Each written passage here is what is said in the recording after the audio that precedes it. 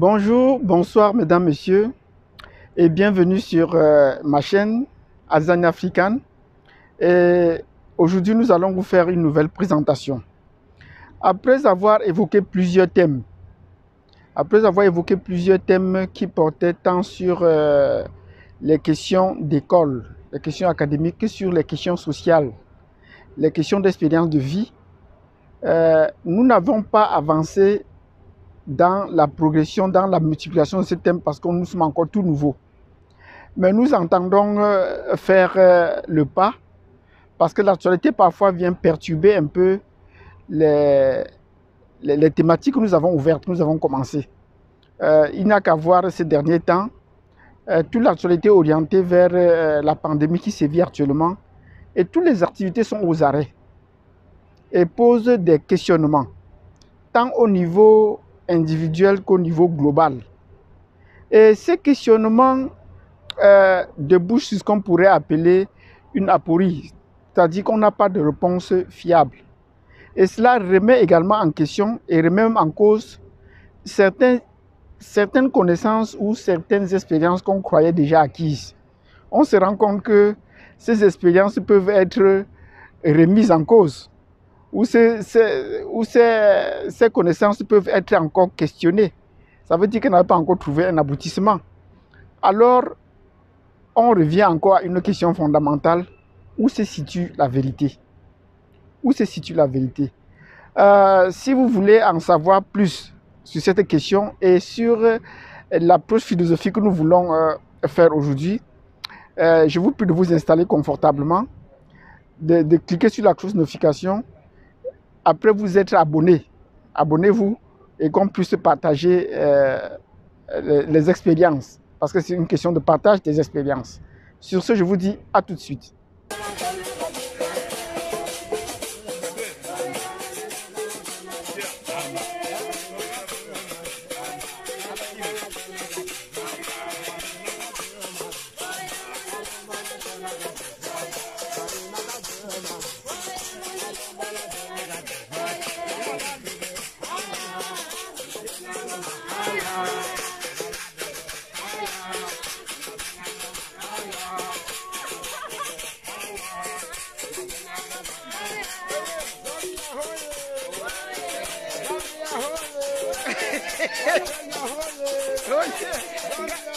Ghana,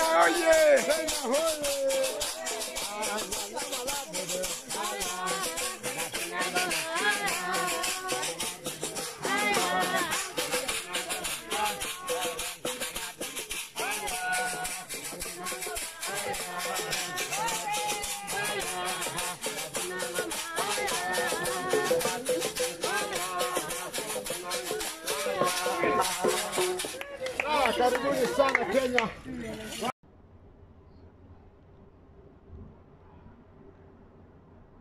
Bienvenue dans la chaîne Azania African. Nous sommes aujourd'hui, cette émission a pour objectif de partager les interrogations ou des questionnements qui nous traversent. Nous avons dit précédemment que nous étions à une période charnière et cette période charnière pousse plus à des inquiétudes. Qu'est-ce que nous connaissons jusqu'à présent? Qu'est-ce que nous avons vécu jusqu'à présent et vers où on s'achemine?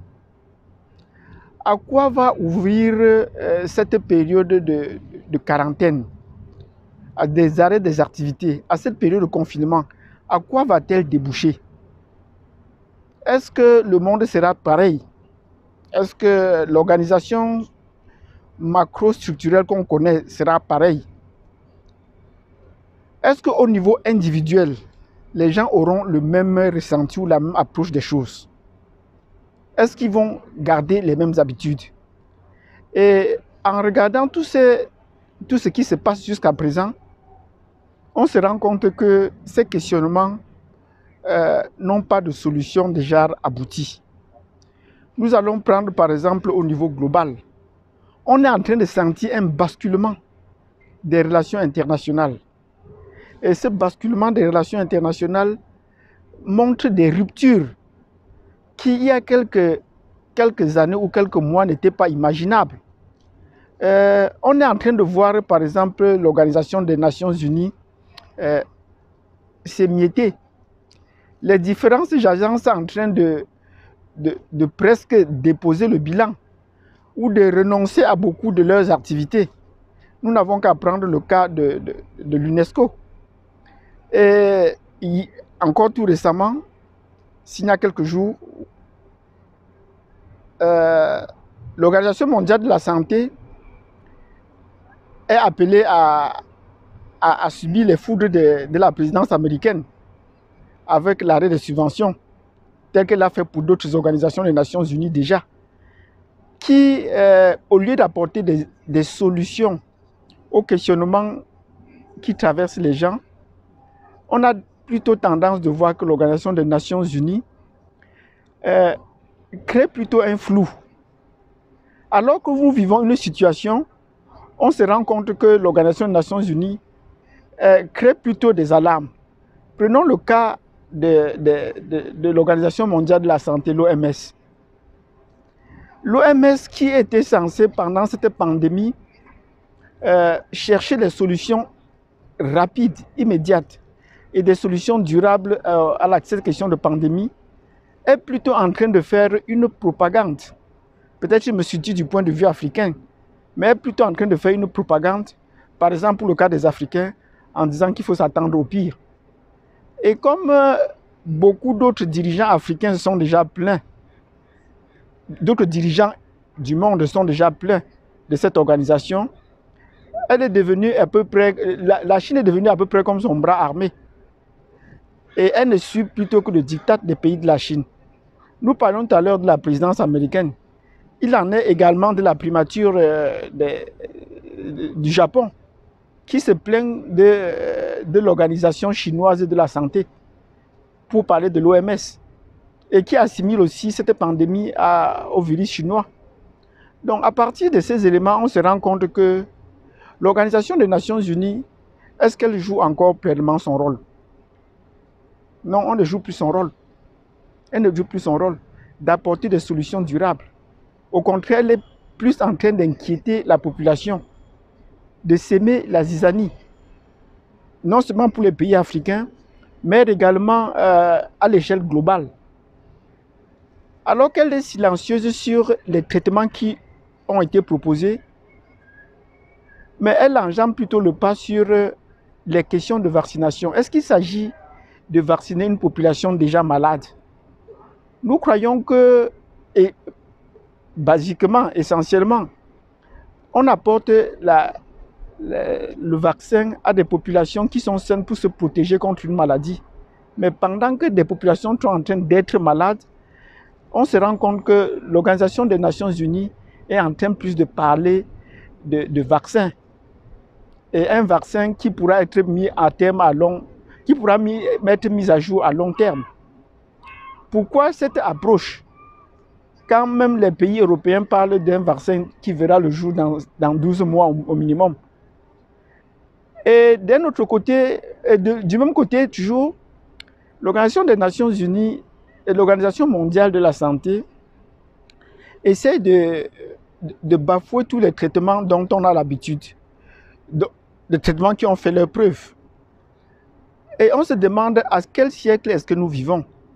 Si aujourd'hui, pour élaborer par exemple un vaccin, il faut essayer de chercher déjà le virus ou le microbe en question, l'isoler, l'identifier, faire des tests sur des animaux, prendre un petit groupe d'hommes, les essais cliniques, ainsi de suite. Est-ce que ce n'est pas comme ça que Pasteur travaillait déjà les siècles derniers? On se rend compte, mais on n'est plus à cette étape-là. Même quand on a des résultats probants, on est toujours en train de se questionner sur ces résultats-là parce que ça ne vient pas de la bonne source. La bonne source, selon eux, entre guillemets, on attendrait toujours des résultats qui viendraient de certaines personnes et pas d'autres. Mais avec le développement de la communication ou des médias altermondialistes, à partir des réseaux sociaux, il est évident que des traitements alternatifs soient proposés, ce qu'on pourrait appeler des traitements alternatifs. Et c'est ce qui pullule le plus sur les réseaux sociaux. pour les molécules chimiques dont on a l'habitude de nous proposer, les pays pauvres en développement, notamment en Afrique, proposent des molécules naturelles dont ils ont l'habitude de consommer et qui peut-être jusqu'à présent étaient considérées comme la pharmacopée. On ne considère pas cela comme la médecine. Mais c'est une situation qui est en train de... C'est une situation qui est en train de faire également ses preuves. Si on estime que la chloroquine peut être une solution à cette maladie, ben, il y a plusieurs produits qui nous procurent la chloroquine en Afrique. Il y en a tas. Les produits amers, tout ce qu'on pourrait appeler les produits amers, on en trouve. Donc, dans ces conditions, on se pose bien la question, pourquoi est-ce que l'Organisation des Nations Unies ainsi que d'autres agences des Nations Unies ne cherchent pas à apporter des solutions? Ne cherchent pas à apporter des solutions, mais créent plutôt de la discorde. Nous pourrons dire que peut-être la présidence américaine a eu raison de se comporter ainsi. Mais ce n'est pas la première fois qu'elle le fait déjà. Pour l'Organisation des Nations Unies pour l'environnement, c'était déjà le cas. D'autant plus que la présidence américaine, même déjà pendant la campagne, ne croyait pas au changement climatique. Quand on parlait de changement climatique, elle disait que le changement climatique n'existe pas. Et dès qu'ils ont pris fonction, la première chose a été de pouvoir couper les fonds à cette organisation.